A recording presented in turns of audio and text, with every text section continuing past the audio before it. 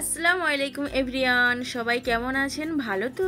সুরাইয়ার রান্নাঘরে সবাইকে স্বাগত জানাই। টাইটেল আর থাম্বনেল দেখে আপনারা বুঝতেই পেরেছেন আজকের রেসিপি কি হতে চলেছে। হ্যাঁ, একদম ঠিক ধরেছেন, আজকে বানাবো একদম ঝরঝরে বাসন্তী পোলাওয়ের রেসিপি। পুরো ভিডিওটা দেখতে থাকুন, আশা করছি ভালো লাগবে। যদি ভালো লাগে লাইক কমেন্ট শেয়ার করবেন। আমার চ্যানেলে নতুন বন্ধু হয়ে থাকলে চ্যানেলটি সাবস্ক্রাইব করে পাশে থাকবেন আর পাশে থাকা বেল আইকনটা প্রেস করে দেবেন যাতে নেক্সট ডে কোনো ভিডিও আপলোড করলে সবার আগে আপনাদের কাছে পৌঁছায়।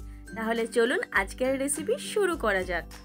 বাসন্তী পোলাও বানানোর জন্য প্রথমে আমি চালটা রেডি করে নেব। এখানে আমি মেজারমেন্ট কাপ মাপ করে 3 কাপ গোবিন্দভোগ চাল নিয়ে নিচ্ছি। 3 কাপ চাল যদি আপনারা নেন তাহলে এখানে পানি দিতে হবে 6 কাপ, আর এখানে যদি 2 কাপ চাল নেন তাহলে 4 কাপ পানি দিতে হবে। আশা করছি মেজারমেন্ট কাপের মাপটা আপনারা বুঝতে পেরেছেন। চালটা ভালোভাবে ধুয়ে পরিষ্কার করে নেব। দেখুন বন্ধুরা, চালটা ধুয়ে বেশ ভালোভাবে পরিষ্কার করে নিয়েছি। এখন আমি চালটা ছেঁকে পানি ঝরাতে দিয়েছি। যখন পানিটা পুরোপুরি ঝরে যাবে, একদম চালটা শুকিয়ে যাবে, তখন আমি একটা প্লেটে ঢেলে নেব। তো বন্ধুরা, আপনারা দেখতেই পাচ্ছেন চালটা এখন আমি একটা প্লেটে ঢেলে নিচ্ছি। চালটা পুরো শুকনো হতে হবে। এখন আমি চালের উপরে দিয়ে দিচ্ছি 2 চামচ গাওয়া ঘি, আর দিয়ে দিচ্ছি স্বাদ অনুযায়ী লবণ, আর দিয়ে দিচ্ছি 4 টেবিল চামচ চিনি। আপনারা যে যেরকম মিষ্টি পছন্দ করেন সেই অনুযায়ী চিনিটা দিতে পারেন। দিয়ে দিচ্ছি 1 চামচ হলুদ গুঁড়ো, আর দিয়ে দিচ্ছি 1 চামচ গোলমরিচের গুঁড়ো, দিয়ে দিচ্ছি হাফ টিস্পুন গরম মশলা গুঁড়ো। দিয়ে ভালোভাবে আমি সব উপকরণ মিশিয়ে নেব। চালটা ভালোভাবে মিশিয়ে নিয়ে এটা রেস্টে রেখে দেব 30 মিনিটের জন্য। 30 মিনিট পর আমি ফিরে আসছি। তো বন্ধুরা, এখন একটা চুলোয় হাঁড়ি বসিয়েছি। হাঁড়িতে দিয়ে দিচ্ছি 2 টেবিল চামচ গাওয়া ঘি। ঘিটা বেশ ভালো মতো গরম হয়ে গেলে গোটা গরম মশলা দিয়ে দেব। গরম মশলায় রেখেছি 2টো তেজপাতা, 2 টুকরো দালচিনি, 4-5টা মুখ ফাটানো এলাচ, আর 4-5টা লবঙ্গ দিয়ে বেশ ভালোভাবে নাড়াচাড়া করে নেব। যখন বেশ ভালো একটা গন্ধ ছাড়বে তখনই দিয়ে দেব কাজু।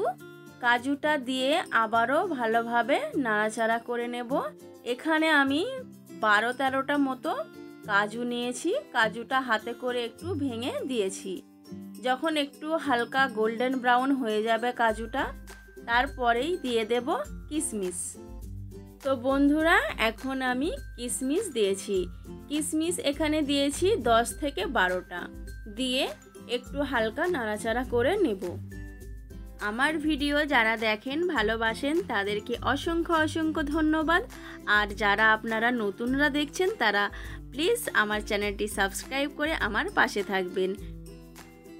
এখন আমি গোবিন্দভোগ চাল দিয়ে দিচ্ছি হাঁড়িতে। দিয়ে বেশ ভালোভাবে 5-6 মিনিট ধরে আমি একটু ভেজে নেব। যখন ভাজতে ভাজতে একটা সুন্দর গন্ধ বেরোবে তখন বুঝবেন একদম পারফেক্টভাবে ভাজা হয়ে গেছে। তখনই কিন্তু পানি অ্যাড করতে হবে।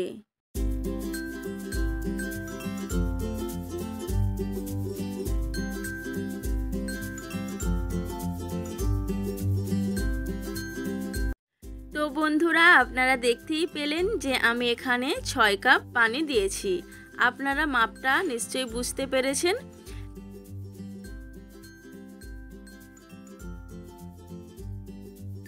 এখন আমি 5-6 মিনিট হাই ফ্লেমে এটা ফুটতে দেব।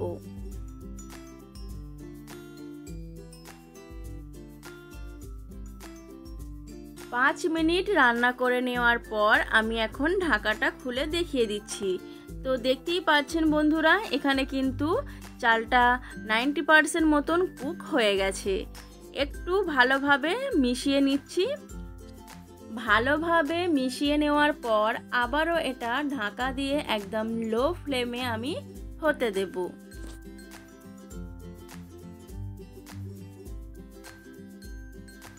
তো বন্ধুরা কিছুক্ষণ লো ফ্লেমে হতে দেওয়ার পর ঢাকা সরিয়ে নিচ্ছি।